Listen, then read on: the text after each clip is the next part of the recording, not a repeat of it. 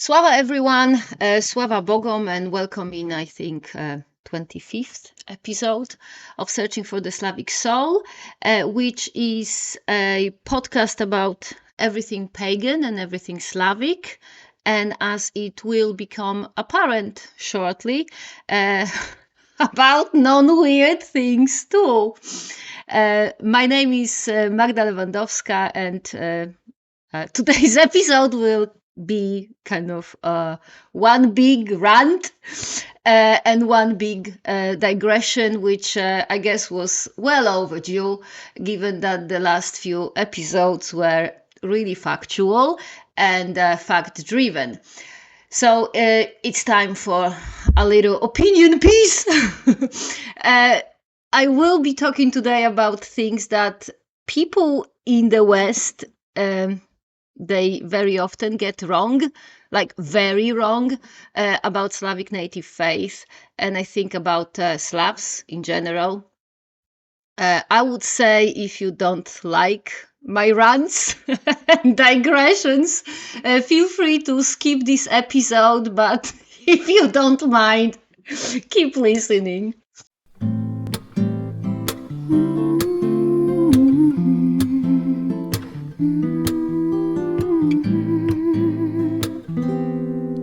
So we are going to start in a bit unusual place in time, which is the 19th of February, 1991, which is when a song "Losing My Religion" was released.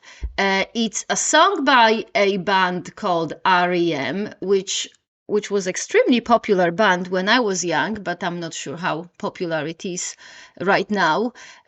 But the popularity of this song doesn't really matter here, because what matters is how misunderstood this song's lyrics were. So, given the title, Losing My Religion, obviously the whole world thought that this was a song about losing one's religion. People all over the world were so convinced that it's a anti-religion song that in Ireland, for example, I think it was either the song or just the music video, it was banned. It was deemed to be unfit for broadcasting.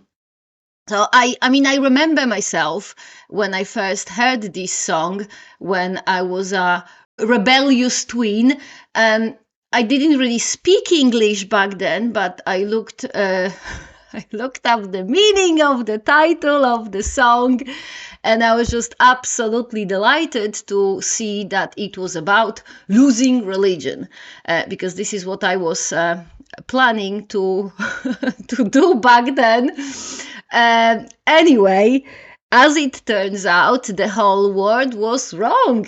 The frontman of REM and the author of the song's lyrics, he admitted numerous times in many interviews, he kind of stressed it and explained it that the phrase losing one's religion is an idiom used in the southern states of America to express deep frustration or like losing one's shit, I suppose you can say that. So the song is actually a love song of sorts. It's about getting frustrated and fed up with not being able to express your feelings in a direct way to your love interest. And if you listen to the lyrics knowing that is what it's about, knowing that it's about despairing for not being able to get together with one's love interest, then it really makes sense. While from actual losing religious faith point of view, the lyrics of this song don't make that much sense. Well, Losing My Religion is a great song, but I don't actually want to talk about that. The reason I brought it up is because it beautifully illustrates the problems that self-confessed Slavic pagans have with understanding Slavic native faith. Because the whole world did not know the idioms used in southern states of America, and because of that, the whole world misunderstood what Michael Stripe wanted to say in exactly the same way. The Western people brought up outside of Slavic culture and like, you know, they're not native speakers of a Slavic language. And because of that, they don't understand the nuances of Slavic culture and Slavic ways of thinking, and the nuances that are relevant when understanding and following Slavic native faith. And therefore, let's call them, I don't know, Westerners, they don't understand what Slavic native faith is about, and often they don't even understand what Slavic people are actually telling them. So the reason why people of the West do not understand the nuances of Slavic culture is because the people of the West are, as Joseph Henrich, Stephen Hine, and Ara Norenzayan called it in the year of 2010, weird, like WEIRD, as in Western, educated, industrialized, rich, and democratic, which, by the way, in the context of the whole population of the world, it's also weird, adjective weird, not the acronym weird, but that's a different story. Anyway, the weird, the acronym weird people, they are not like any other type of people in the whole history of humanity. Really, weird people are highly individualistic. They are self-obsessed, they are controlling, they are nonconformist, and they are analytical. The self-obsession bit is particularly important in the context of Slavic culture, because the Westerners focus mostly on themselves, on their possessions, on their attributes, accomplishments, and like presentation, and they value these elements over their relationships and their role in the society. And this sort of approach is just simply not present in Slavic native faith, but also, although not entirely, in the Slavic culture as a whole. And if you don't believe me, you just have a look at Wiedźmy and Szeptuchy. So the witches in Slavic culture, they are still around in our times. They are practicing Slavic magic, mostly in the villages of Ukraine, Belarus, Eastern Poland, and some parts of Russia. I say some parts of Russia because Russia, the modern country, it's culturally diverse and most certainly not uniformly Slavic. So because of that, there are parts of Russia where there are still witches practicing pagan magic, but it's not a Slavic magic.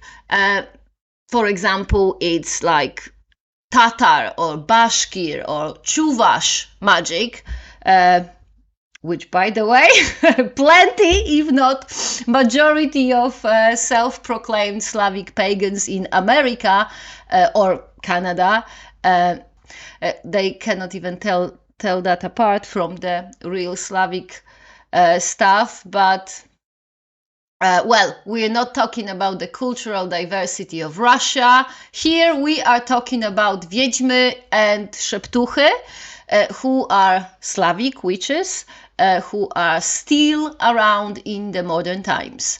And everyone who has ever seen or been to Szeptucha knows what Szeptucha does, know how how she does it, how she looks, and, well, what it's all about, really. And by the way, the reason why I talk about Wiedźmy and Szeptuchy in female grammatical form is because linguistically, Wiedźmy and Szeptuchy are female gender nouns in my native language, as well as, I believe, in many, if not all, Slavic languages. So by calling them in this way, I am giving you, those of you who are not native Slavic speakers, a bit of an insight into the world of Slavic thinking. Any Slavic native speaker who hears wiedźma, szeptucha, kołdunia, czarownica, and such, this Slavic native speaker is thinking a woman who knows magic. And it's not because Slavic native speakers are narrow-minded, but because these Slavic nouns are actually of female grammatical gender. So abandon your pronoun obsessions, you who enters into the world of the Slavs, because of the very nature of Slavic language. Everything is gendered here, including inanimate objects. So get over it. You might be weird and therefore self-obsessed and controlling, but it does not give you absolutely any right to impose your obsession on other cultures, including Slavic culture. Anyway, back to Wiedźmy and Szeptuchy. Obviously, in order to see a Slavic Szeptucha, one has to actually get off one's sofa, get on some mode of transportation and go visit the Szeptucha.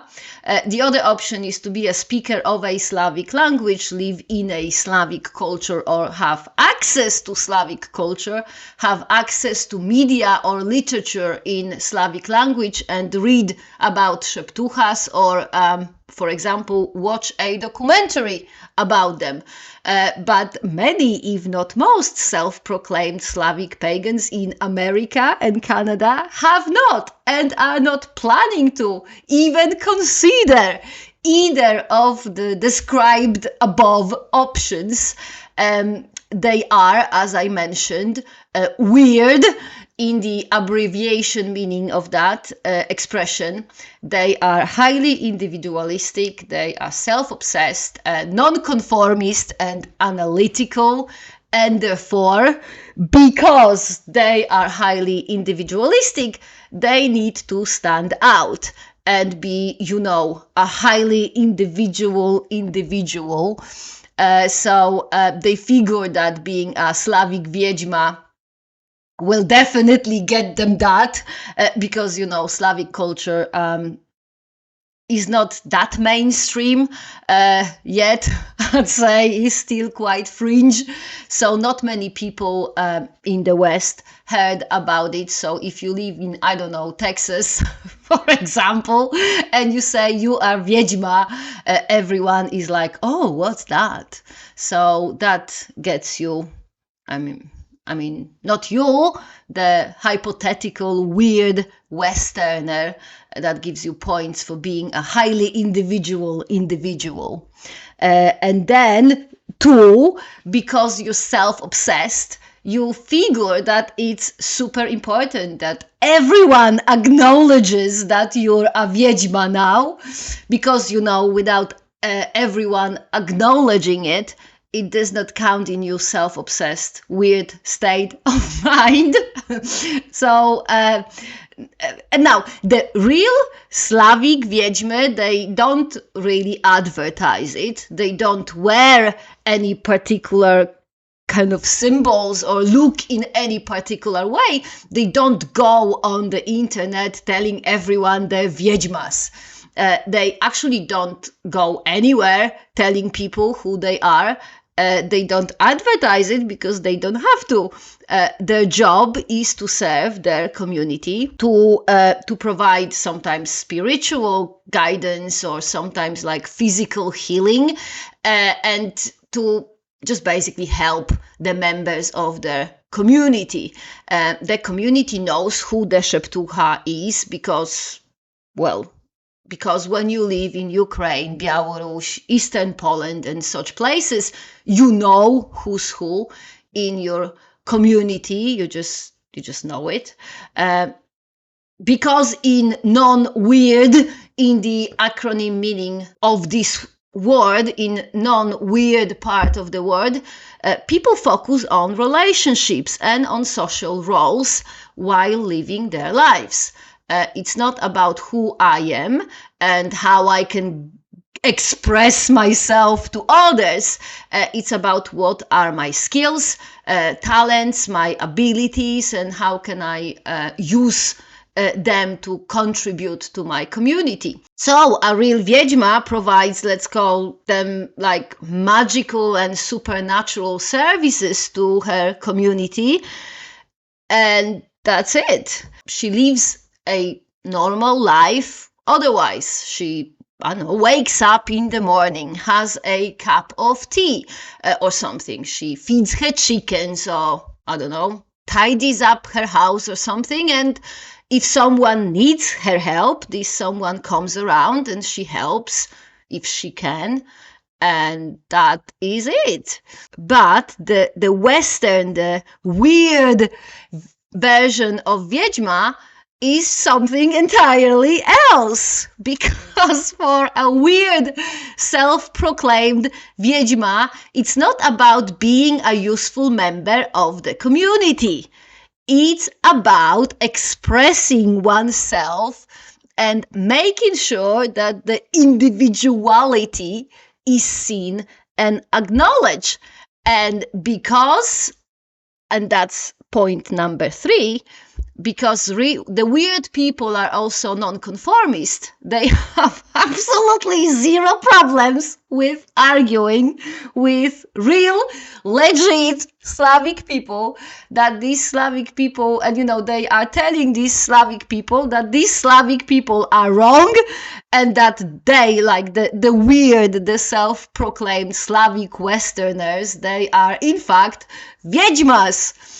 And I know it sounds bonkers, or I hope it sounds bonkers to you, because it does to any non-weird Slavic person. But in the delusion-driven realm of weird, self-proclaimed Slavic pagans, it does happen quite a lot. Last year, for example, such situation took place on back in the day. It was a very good place to be. It was quite a good kind of online community. It was a Discord server for Slavic pagans. Nowadays it's quite useless, because this server, it started off very well, but as the time went on, it got taken over by the weird people, the WEIRD people, who, to make it even funnier, some of them, I think it's called woke, that they follow these, these DIE rules, these DIE or DEI, I don't know. It's like the diversity, inclusion, and equity, which, sounds great, but applied by the weird people is just really bigoted, I guess, would be the best word. So, what happened on the server went as follows. One of the weird members started claiming that they are a Wiedźma, and started sharing some sort of BS, Book of Veles type folklore, explaining what being Wiedźma means. to that, one of the most knowledgeable and most accomplished really member of the server said, well, basically what I have just said. So he said that proclaiming oneself to be a wiedźma does not make anyone wiedźma. And I think he also added that these new age weird folklore worshipping pseudo wiedźmas are making bad name for actual Slavic pagans, which it's a valid point from a non-weird point of view, because as I hope you remember, non-weird people care more about the community than they care about themselves. So they, for example, care how their actions influence other people. We, the non-weird Slavs, we have this thing that it might sound really foreign or old-fashioned to you, but I'm going to mention it anyway. The non-weird people, they care how they represent their community. They care how their actions and words reflect on the people who, which also might sound strange to you, the people who stand behind them. Because one thing that non-weird people have that the weird people don't, and likely will never truly have, is the community that stands behind them, just supports them and roots for them, no matter what. And please don't think I'm like patronizing you or think you're stupid, but I am going to explain it at length because I have noticed that a lot of people in the West, they really don't get it. So, if any one of you have ever had a proper Slavic friend, so a properly befriended person who was brought up in a proper Slavic culture, in, I don't know, Poland or Ukraine or, I don't know, Serbia, for example, you might have noticed that this friend might not stay in touch with you for months or years, but if you're in trouble or you need help, this friend just shows up and helps you like you've never been helped before. And this is what I'm talking about. This is how living in a Slavic country with a Slavic family looks. So to a weird person, a proper Slavic family might act like they hate each other guts. They tell each other mean to a weird person, mean things. They fight constantly. They argue. It's like they just at each other's throats at all times.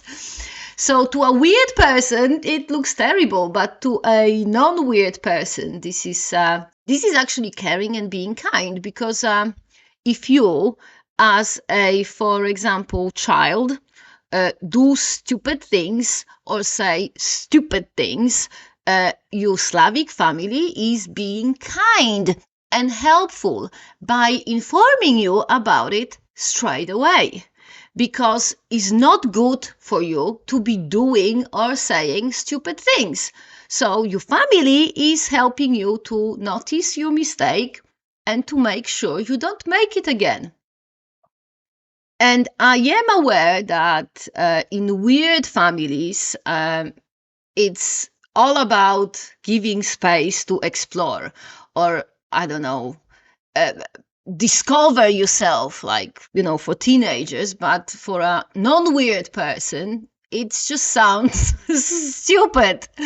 Firstly, because being yourself is not something that you have to discover. You are who you are always and at all times. You can be anyone else. Like, you can pretend to be someone else, but it's still you pretending to be someone else, not actually someone else. Similarly, if you, I don't know, go to therapy and decide to change your life, turn it around or something, it is still you. You might be changed. You might have a different values now, but it's still you. Always, at any moment of your life, from the second you are born to the, the last breath you take, it's you and only you. You don't have to go and look for yourself. You only have to live your life in your body, and through doing that, you will find out what you are capable of or not. That is also, by the way, a non-weird way of looking at an individual. You are you. Get over yourself and get over here to help others. That's the self-discovery, the Slavic way. Just, do stuff and see what works best for making yourself a useful member of your family and community. By the way, the weird obsession with finding your true self or being your authentic self has become so crazy that some modern philosophers, they start to see it as a sort of fetishist behavior. And by fetish, I do not mean here like the sexual fetish, but more like general anthropological meaning of this word, which, fetish is an object that is looked at with awe and considered as having like magical potency, which is a point of view I find absolutely hilarious, but also very insightful. Anyway, I was talking about non-weird parenting approaches. A non-weird teenager does not need to be given space to explore, because most of the things that an average teenager do in order to, explore or discover, there are things that the previous generations have already explored and discovered and confirmed to be stupid and not productive. The Slavic family is helping its children to learn from others' mistakes, while the weird family is encouraging its children to keep making the same mistakes their parents and, grandparents did, which makes no sense whatsoever. Like, to a non-weird person, obviously it makes no sense. It's not that a Slavic family will reject you if you keep making stupid things. They keep telling you to stop doing. They absolutely will not. Then when you make one mistake too much, when you fall and really mess up, the Slavic family is always there to catch you.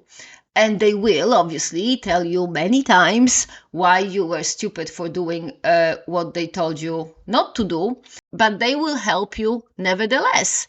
They will patch you up, they will sort you out, they will help you back on your feet, and then they will kick you out there again. So, you get to, to do it again, hopefully better this time. This is exactly what your Slavic friends, if you ever had any, this is what they are doing. They get out of your hair when you are doing well, because clearly they are not needed. You obviously know what you're doing, you're being successful, so they leave you alone. But when you make a mistake, or when when things go south, they are there for you, mate. To catch you, to be with you, because the fact that you don't see them when your life is good, it does not mean they are not there. They are there, standing behind you, being your non-weird friends who actually care and are ready to help you when you need them. And, the modern Slavic approach, it's only an echo of how it was back in the day among the the original Slavic pagans, which is very important from the point of view of a follower of Slavic native faith.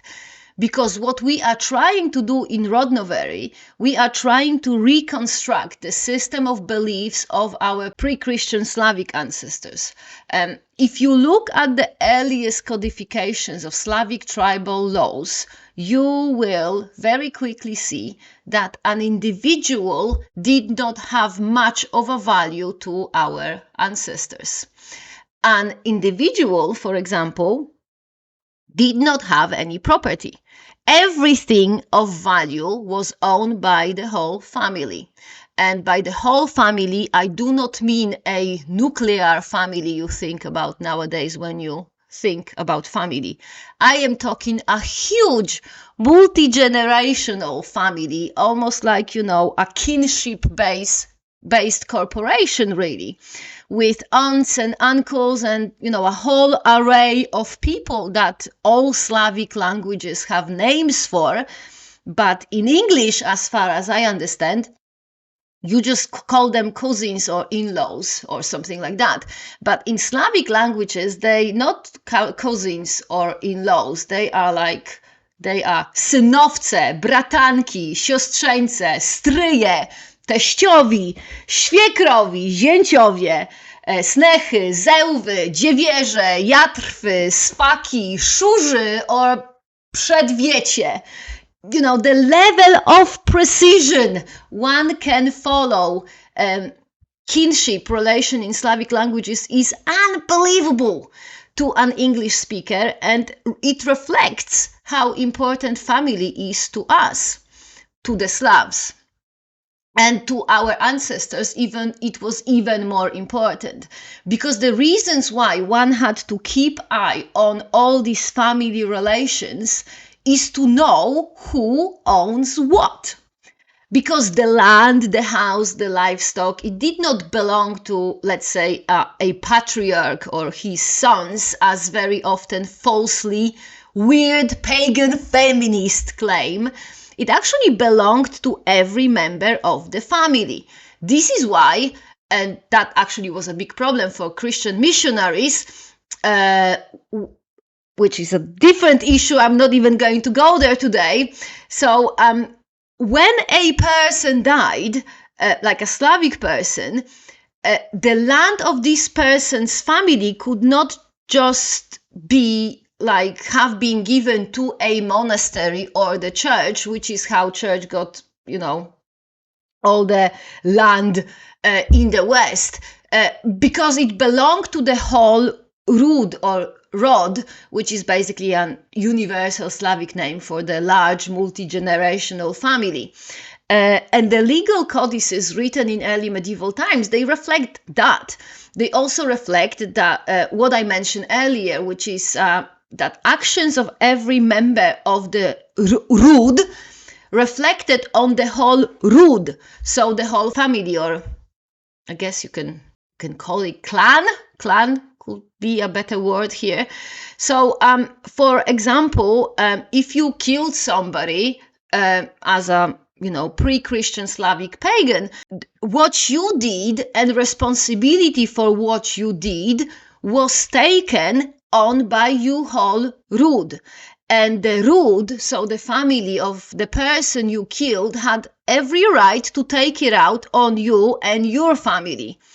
Initially, of course, the revenge was taken, so you had to be killed to pay for what you did. And the whole family of the person you killed had to, literally, it was their duty to kill you. But after the Slavs started to become more, let's call it, for a lack of better word, civilized, I suppose, the duty to kill you was replaced by the duty to pay for what you did. So, if you killed someone, you and your family had to pay the blood money, which in Polish is called główszczyzna, and the codices actually list who has to pay how much.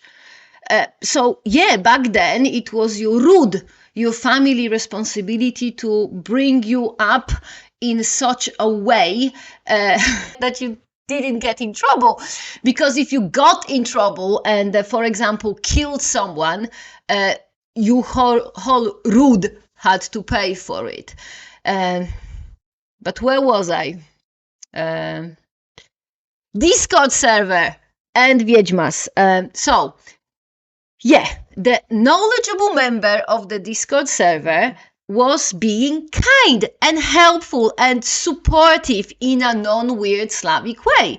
He pointed out that, he pointed out the errors of the self-proclaimed weird Wiedźma. He showed a way to fix it, and he got banned for, get this, not being inclusive. I have to admit, I could not believe it. My Slavic pagan friends who are a bit more accustomed to dealing with weird people, they were not surprised, and they had a good laugh. But I was like, what the actual fuck? I mean, to exclude someone for not being inclusive is like, I don't know, raping virgins to check if they are virgins. You can, of course, do that, but what's the point? You will only end up with no virgins at the end of this exercise. Same with inclusions. It's like, by definition, if you want to be inclusive, you've got to include people, not exclude them. And if you exclude or ban people, that's not being inclusive, is it? But of course, to weird people, it makes absolute sense, because weird people are self-centered and self-obsessed. So everything they do to present themselves in a certain way. By the way, it's called virtue signaling. So it's like acting in a way that ensures that everyone will see you as this amazing person with lots of virtues. Because it's not about anything else but you, your relationships, your family, your society, tradition, other cultures, nothing matters but you. This is why weird Slavic pagans have no problems with following folklore, making up folklore, misappropriating Slavic tradition for financial gains or, to gain more followers on social media. Because for them, for the weird people, the tradition cherished for over 1,000 years by countless generations of Slavic people, tradition memorized and passed orally, not in writing, protected from, Christianization and many, many attempts to eradicate it. This is hundreds of years of history. To weird people, it means nothing if it cannot be used to propel the self-image of the weird. Another thing that weird people do is analytical thinking. I mean, no, majority of weird people don't really think analytically. They only think that they are, because analytical thinking is very difficult. And it's also completely against how human brains are wired. So you need a proper training as well as lots of control in place to do it right. And even people who have training and are subject to many controls. So, for example, scientists, they cannot always get it right. But still, every single weird Slavic pagan I interacted with, they think they can think analytically, and they are also pleased with themselves. So, what does this analytical thinking include? Analytical thinking is the opposite of holistic thinking. So, you don't look at the whole thing, but you look at the small elements of this thing and you draw conclusions based on that. which can be very useful if you are a scientist, for example, and are trying to understand, I don't know, human reproductive system. You don't have to look at the whole thing. The whole thing is super complicated, so I don't think it's actually possible to just look at it in one go. But you look at individual elements like, ovaries or pituitary gland, and then you can compare these elements in a human to the same elements in, I don't know, a chicken or a rat, and then you can draw comparison. Then you can formulate a hypothesis and go back to check how it applies. Then perhaps you can make some adjustments basing on the elements of your hypothesis, and that if it doesn't work, then you go back and test it again, and so on until you get it right. This is what analytical thinking is for. This is what it's for, to understand the whole thing, but looking at small elements of this thing. But the weird Slavic pagans, they skip the whole testing, and they comparing and they thinking it through, and they just jump straight to conclusions. Because, as we've already established, it's not about understanding the unknown culture. It's about using it to build up the individuality of a weird person. So, what do we have as a result of this approach?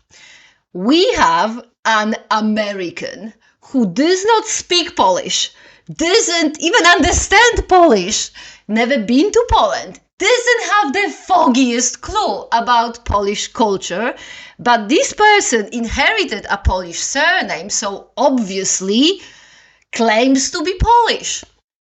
This American does not want to be Roman Catholic, which is the default religion in Poland, but wants to have a spirituality, because you cannot be an authentic weird self without spirituality. So the obvious choice is Slavic pagan. And now remember, this American person fancies themselves an analytical thinker who does research. So this person goes to the internet and finds ancient.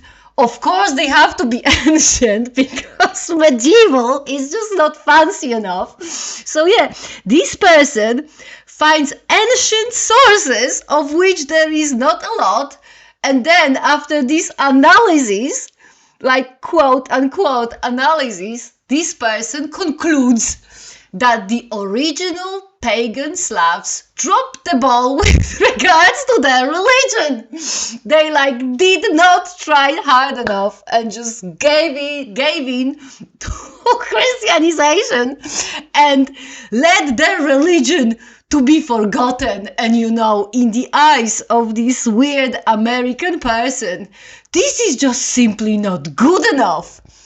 And wait for it, it angers this person so much, because obviously, if the early medieval pagan Slavs really cared, they would have been more. They would have do it in a way that there would be more sources left.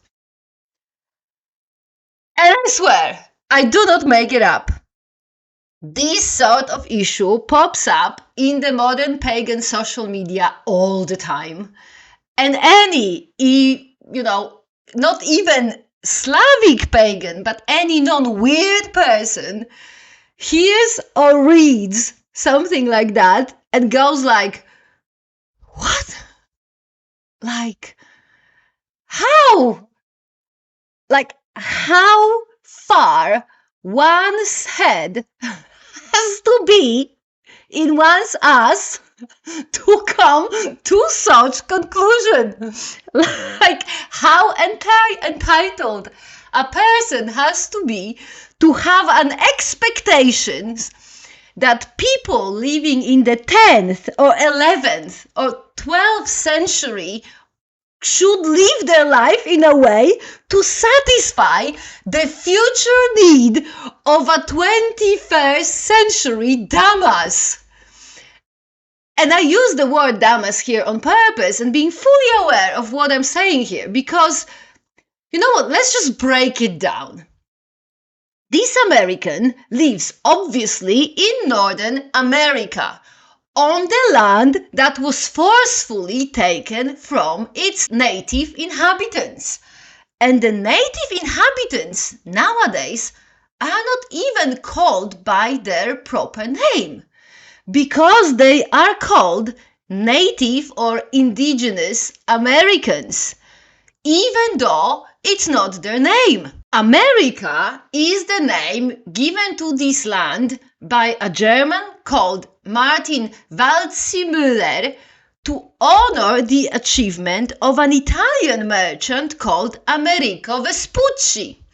The people who were nearly wiped off the face of the planet call themselves by many different names. Names like Cherokee, Navajo, Apache, Aleut, and others. And to make it clear here, these names are Americanized too. I wish I could pronounce these names in their native languages as I can pronounce Słowianie in my native language. Słowianie, it's a name of Slavs in Polish. But the native languages of the original inhabitants of America are being forgotten too. And let me remind you, the slaughter inflicted on these indigenous people only happened over the last 400 or 500 years. What was done to the Slavs by Christians, it started happening over 1,000 years ago. Yet, you know, in the eyes of this completely delusional, self-proclaimed Slavic pagan, our ancestors did not try hard enough. I mean, the level of misunderstanding is just astonishing here. Like, it's not even a mistaken point of view. It's a whole fucking mistaken reality. Like, this person, the people, because as I said, such statements are issued on weird pagan social media regularly, is completely delusional. Like the reality, the history, the facts are here, and this person resides, I don't know, in Honolulu or something. This is crazy. But because I am trained in analytical thinking, I'm going to analyze it. So hopefully the weird people have some sort of a template to hopefully review their self-obsessed delusions. So let's start with the core of this statement. What our ancestors did or didn't do angered this person, and this person felt it's appropriate to express that feeling. From a standpoint of Slavic native faith, it's so wrong, I find it difficult to express it in English, because we, the Rodnovers, the Slavic pagans, we venerate our ancestors. We are not angry with them. We respect them and honor them. Whatever our ancestor did or did not do, we are sure they did their absolute best given the circumstances. This is the starting point when you venerate ancestors. Your ancestors did absolutely everything they could, and that is just it. And if you don't like what your ancestors did, you either don't talk about it, because as a Rodnover, you only can talk about your ancestors in a respectful manner, or the other option is that you thank your ancestors for making what you consider a mistake, so you can learn from it and don't make this mistake yourself. And that is it.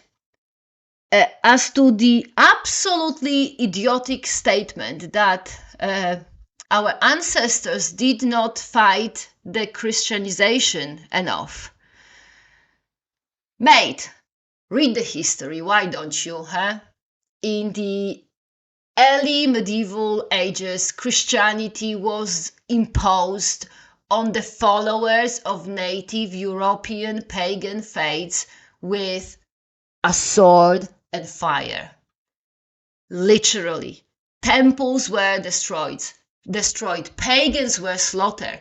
If you don't believe me, read these freaking ancient sources of yours. Read about Christianization of the Polabian Slavs, about the fall of Arkona. Read about what was done to the Balts who fought tooth and nail to keep the Christians out of the land. I mean, to even think that not accepting Christianity in the early medieval ages in Europe, that it was even an option for anyone, it's pure, unadulterated, crazy, delusional rubbish. And when it's coming from a person who lives in America or Canada, comfortably prospering from the destruction of native cultures, it shows absolutely unprecedented level of ignorance. And then there is the whole body of Slavic pagan heritage preserved by generations of Slavic people. There are Slavic languages and dialects, like a dozen of them, that you can study and you can do comparative analysis on them, and you can actually extract the pagan way of thinking from them. There is the whole branch of linguistics called onomastics that studies the names of rivers and mountains, or I don't know, plants, and can be used to figure out where Slavs lived and how they lived. They are the proverbs, the tales, the language morphology. You can study to learn more about pagan Slavs. And that is just the language, because a part of language or languages, Slavic languages, they are also like folklore. There is history, there is cultural anthropology, all these elements that one can study to understand the world of pagan Slavs. But in order to have access to all of this body of knowledge, one has to actually make an effort. And that is clearly not something that the self-proclaimed Slavic pagans are willing to do. But again, from a weird perspective of self-obsessed, individualistic individuals, I guess, it makes sense, because for such people, it's not about understanding the unknown. It's not about connecting with one's heritage and with generations of people who preserved Slavic pagan religion. It's not about building relationships with the past and the present and the future, also members of your family and community. Instead, it's about, me. I mean, not me as Magda, but me as this self-obsessed person. I need to be this super unique and individual person, and I need it now. So no wonder there's no time to study, to learn, to attempt to understand. Because if you're stuck in a self-obsessed bubble, nothing matters if it does not give you what you want. So you stop talking to people who don't affirm your delusional self-identifications. You ban people who you can learn from, because, learning something would mean that you are not all knowing already. And, we cannot have that, can we? So you isolate yourself from different cultures and from different points of view, and you call it being inclusive.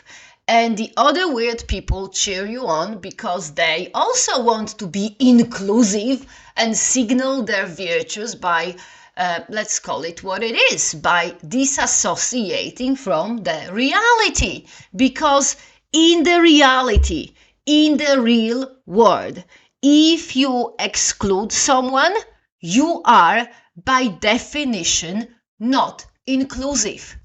And if you talk rubbish about culture you know absolutely nothing about, that is being a xenophobe, not a lover of diversity. And using cultural heritage of your own ancestors to build your own delusional identity of a wiedźma, for example, is being a narcissistic and inconsiderate egomaniac. And now, if you want to be all these things, go ahead. It's your choice. But just so we are clear, having a spirituality or following a religion that is built around enforcing your own delusion and showing others how amazingly individual you are is not really going to give you what a religion or spirituality is supposed to give you. And a healthy, functional religion or spirituality is an evolutionary developed tool of humankind that has been developed to allow people to survive and thrive through lifetime of adversities. A healthy spirituality or religion is designed to make you less fragile, anti-fragile even, is designed to help you to live a meaningful life regardless of circumstances. And religion like Slavic native faith has been tested and proven to do just that for hundreds of generations of people who lived in conditions far worse than you currently live. Like really far, far worse. So, by all means, if you want to be a delusional, self-absorbed wiedźma who disrespects her ancestors and who doesn't speak a single Slavic language, go for that. However, by the very nature of your self-centered delusion, you will be forced to interact with people dumber than you who will only bring you down. Because there isn't a single reasonable person, Slavic or not, who will want to have a meaningful relationship with a crazy pseudo-Slavic moron who talks for hours about the esoteric nature of ancient wisdom and threatens to cast a curse on people while actually not having a single bit of knowledge or skill to actually do that. So yeah, I mean, money-wise, you might actually do well for a while, but sooner or later, even the most stupid people will realize you are a crook. And then the money will run out. And then what would you do? You will not have a single reliable friend because you'll chase them all away with your self-obsession. You won't have a family to support you because if you are so delusional, your family is either as delusional as you or they don't want to have anything to do with you. So then, when you're at your worst, you will not have anyone to help you out. And, well, that is going to be really sad. And I kind of feel sorry for you already. But then I realized that I have just warned you not to go, not to follow this path. I warned you in the most kind and loving way of the Slavs. So if you decide to go for it anyway, it's on you, babe. I mean, obviously, it's not your fault that you were brought up in the way you were brought up, and that certain values or points of view were instilled in you by your culture or environment. However, saying that, it might not be your fault who you are, but it is your responsibility what you do about it. So, as a little exercise, I would like to encourage all the self-proclaimed Slavic pagans of the weird type to forget about your self-obsession for a while. Stop doing things that you've been using to proclaim yourself to be of this Slavic pagan identity, and start doing things that a Slavic pagan would actually do. So instead of building your online Wiedźma persona, go out in the world and actually try to help people. Like, I don't know, volunteer or something. And hopefully that will let you, that will allow you to realize that enforcing your carefully curated image on other people is not as much fun as going out in the world to see what you are actually capable of by actually getting useful stuff done in the way non-weird people have done for like millennia. And that is all for today. If I lived in Texas, I'd say that I have been losing my religion in this episode, but well, I'm not in Texas, so I am just going to say it's good to have a rant every now and then. I guess after a couple of informative episodes, the ranty side had to come out at some point. But yeah, rest assured, next time I'll try to go back to being informative and factual, although I guess the rant will have to come out every now and then. As always, if you have anything to say, anything whatsoever, get in touch. And I will link all the contact details in the notes for this episode. And for now, take care. Try to exercise the acronymic weird out of your Slavic soul. And Sława!